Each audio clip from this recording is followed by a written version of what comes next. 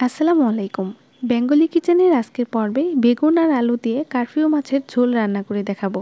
অসম্ভব মজার একটা রেসিপি, যারা নতুন রাঁধুনি তাদের এই ভিডিওটা বেশ কাজে লাগবে। তো চলুন দেরি না করে রান্না শুরু করা যাক।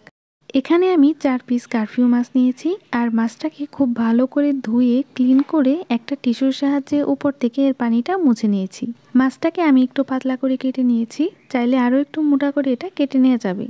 আর নিয়েছি 2টা বেগুন আর 5-6টা আলু। বেগুনটাকে আমি এরকম একটু বড় সাইজের করে কেটে নিয়েছি আর আলুটাকেও এরকম একটু ফালি ফালি করে কেটে নিয়েছি। যেহেতু মাছের ঝোল রান্না করব, তাই সবজিগুলোকে একটু বড় সাইজের করেই কেটে নিতে হবে। মাছগুলোকে প্রথমে আমি ভেজে নিব আর এর জন্য এতে দিয়ে দিচ্ছি সামান্য পরিমাণ লবণ, প্রায় 1/2 চা চামচের মতো দিয়ে দিব।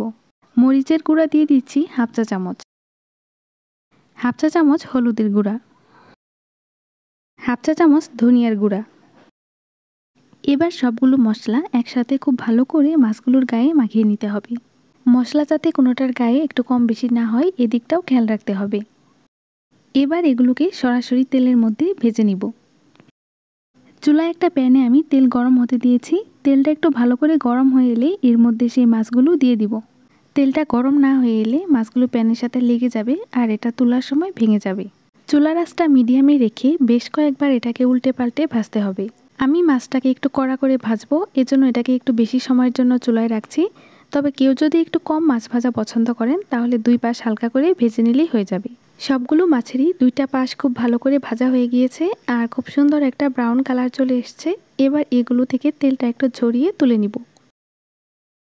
এবার ওই একই তেলে দিয়ে দিচ্ছি 4-5টা কাঁচামরিচ কুচি আর একটা পেঁয়াজ কুচি। পেঁয়াজটা একটু নরম আর হালকা ব্রাউন হয়ে আসা পর্যন্ত ভেজে নিব। এবার এতে দিয়ে দিব 1 টেবিল চামচ পরিমাণ পেঁয়াজ বাটা, 1/2 চা চামচ জিরা বাটা।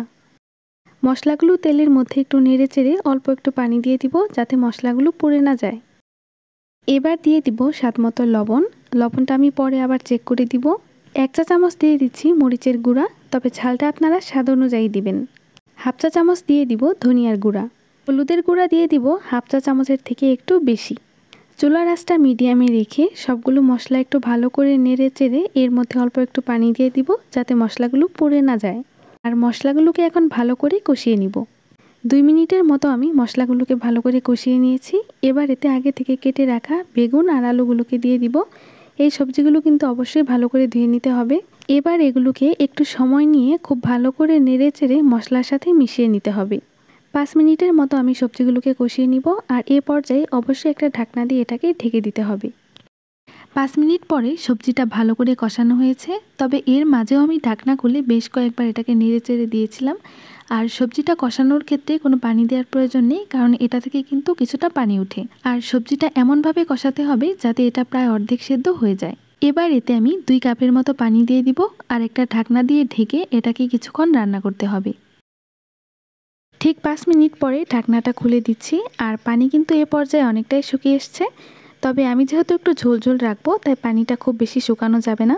এবার এতে আগে থেকে ভেজে রাখা সবগুলো মাছ একে একে দিয়ে দিব। এবার চুলার আঁচটা মিডিয়ামে রেখে একটা ঢাকনা দিয়ে এটাকে ঢেকে দিব। 3 মিনিট পরে আমি ঢাকনাটা খুলে দিচ্ছি আর আমার রান্নাটা কিন্তু এখন হয়ে গিয়েছে। ঝোলটা এর থেকে বেশি শুকালে ভালো লাগবে না, তাই চুলাটা এখন অফ করে দিচ্ছি। এটাকে আমি একটু ঠান্ডা হতে দিয়েছি। একদমই গরম গরম রান্নাটাকে পরিবেশন করতে যাবেন না, তাহলে মাছগুলো ভেঙে যেতে পারে। এখন এটাকে একটা বাটিতে পরিবেশন করে দেখাচ্ছি। আর এই তো হয়ে গেল আলু বেগুন দিয়ে কারফিউ মাছের ঝোল রান্না। ভীষণ মজার এই রেসিপিটা অবশ্যই বাসায় একবার ট্রাই করবেন। আর আজকের রেসিপিটা কেমন হয়েছে কমেন্ট করে জানাতে ভুলবেন না। আজকে তাহলে এখানেই বিদায় নিচ্ছি। আল্লাহ হাফেজ।